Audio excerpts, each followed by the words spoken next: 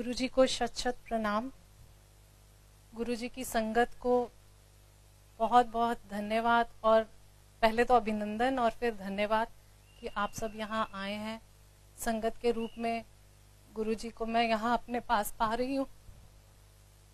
संगत में ही गुरुजी बसते हैं। इतनी कृपा है गुरुजी की हम पर, और आज उनकी मेहर से हम सब यहाँ एक परिवार इकट्ठे हुए हैं। जब मैं गुरुजी के पास आई तो मैं बहुत ही हर तरह से टूटी हुई थी। जिस तरह आपको ये बगिया गुरुजी की एकदम फूलों से भरी हुई नजर आ रही है, उसी तरह मेरे माता पिता ने मेरे लिए बहुत ही सुंदर बगिया, शायद अपनी जान देकर भी इंसान अपनी बेटी के लिए नहीं पा सकता, उन्होंने ढूंढी। बगिया के माली बहुत ही अच्छे।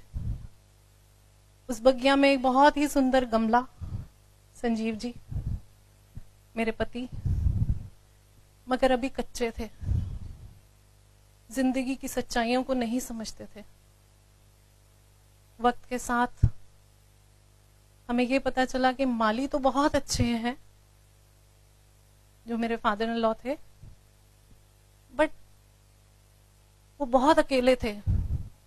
उन्होंने अपनी उस बगिया के अंदर बहुत से लोगों को घोंसला बनाने दिया, बहुत सी नेमतें लोगों के ऊपर करने की कोशिश की कि ये मेरा परिवार खुश रहे, फले फूले।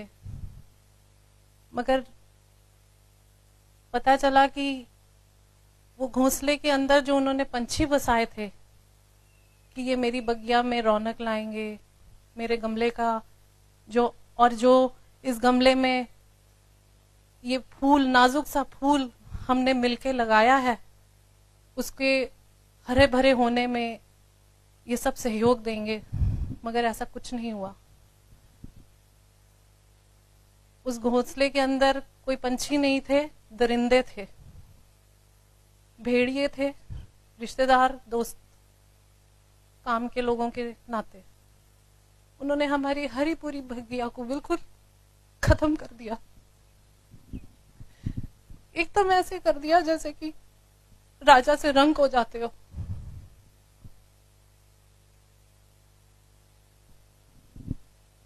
बिल्कुल टूट चुके थे एकदम।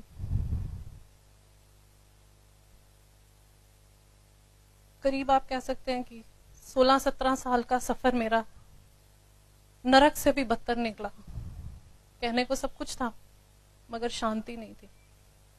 हर इंसान मेरी तरफ या मेरे पति की तरफ या मेरे घर की तरफ सिर्फ ये देखता था कि इसको कहां से नोचे, कौन सा ऐसा हिस्सा है इनके शरीर का, इनके काम का, इनकी आत्मा का, जिसको हम इतना कलेश दें कि ये अपनी इस दुनिया से चले जाएं। परमात्मा की दया से 2 छोटे छोटे बच्चे इस बगिया में आए। सब कुछ लुटा के जब हम बिल्कुल थक टूट गए, इसी सड़क के ऊपर मैं और संजीव जी परमात्मा को ऐसे देखते थे, हे परमात्मा, हमें अपने साक्षात रूप में नजर आओ। हमने कौन सा ऐसा गुनाह कर लिया है कि हर इंसान हमारे लिए दुश्मनी का ही रूप लेता है। हमारा सब कुछ चला गया।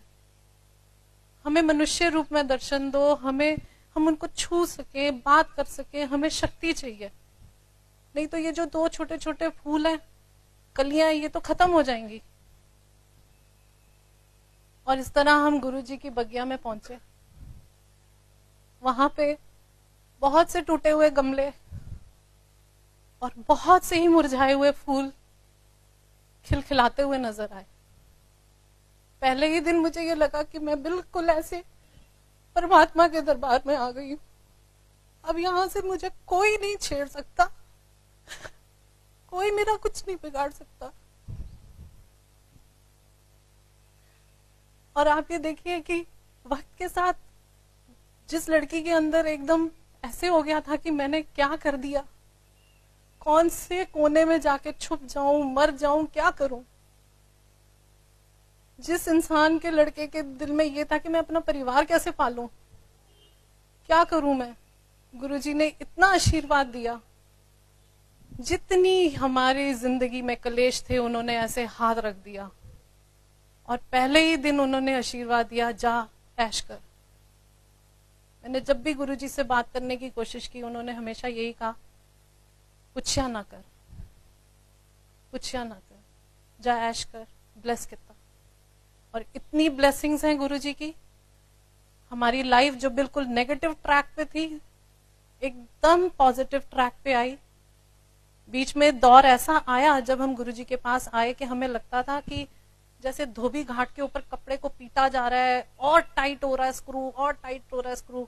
बट हम हमेशा गुरुजी को यही कहते थे, गुरुजी हम आपको छोड़ के कहीं नहीं जा सकते, आप हमें नींबू की तरह निचोड़ रहे हो, हमें मंजूर है, मगर हम उस दुनिया में अब नहीं जाना चाहते जहां सिर्फ ढोंग है। इतनी पॉजिटिव एटीट्यूड दिया उन्होंने। मेरे अंदर जितनी नेगेटिव फीलिंग्स थी, जितनी परेशानी थी, जिन जिन लोगों को लेके मेरे दिल में एक क्रोध भी था, एक घृणा भी थी कि इन्होंने हमारे साथ ऐसा क्यों किया, वो गुरुजी ने बिल्कुल मेरे अंदर से भाव को शांत कर दिया और मुझे इतनी शक्ति दी कि मैं अपने परिवार को, अपने बच्चों को, अपने पति को देख सकूं। संगत के रूप में परिवार दिया है, हरा भरा परिवार, जहां हम सब मिलके खुशियां मनाते हैं, एक दूसरे का सहारा बनते हैं। ये सबसे बड़ा सत्संग है मेरे जीवन का, और ये मेरा दूसरा जन्म है जो गुरुजी ने मुझे दिया है। उसके साथ मेरे बेटे का सत्संग है। उसके फेस के ऊपर एक बहुत ही छोटा पहले पैच था जब वो हुआ, उसके बाद धीरे धीरे बढ़ता बढ़ता वो काफी बड़ा हो गया। उसके अंदर से खून रिसता था। डॉक्टर्स को दिखाया, इलाज कराया, सब कुछ किया, तो सबने बोला कि नहीं, दवाइयां भी दी, सब कुछ हुआ, और फिर उन्होंने बोला कि इसको स्टीरॉइड्स पे डालना पड़ेगा। कोई कुछ बोलता था स्किन की एलर्जी है, कोई कहता था एक्जिमा है।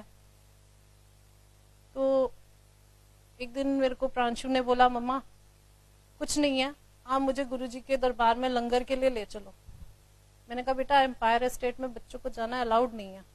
नहीं, आप मुझे ले चलो। और उस वक्त इसका गाल एकदम खून से ऐसे बह रहा था। मैं इसको लेके गई, गुरुजी के आशीर्वाद से वहां मत्था टेका और इसको लंगर करने के लिए बिल्कुल एम्पायर एस्टेट में जहां गुरुजी का कमरा था, गुरुजी की गद्दी के एकदम सामने, इसको वहां पे गुरुजी ने बिठाया। इसने लंगर किया। जो बच्चा आधा फुल्का नहीं खाता था, उसने उस दिन 3 फुल्के खाए, प्रसाद ग्रहण करा, गुरुजी से आज्ञा ली, घर तक आए, वो खून रिसना बंद हो गया। अगले दिन सुबह तक वो पैच सूख गया और आज इतने सालों में वो मुझे कभी नजर नहीं आया। ये सिर्फ गुरुजी की नेमत है, उनका आशीर्वाद है।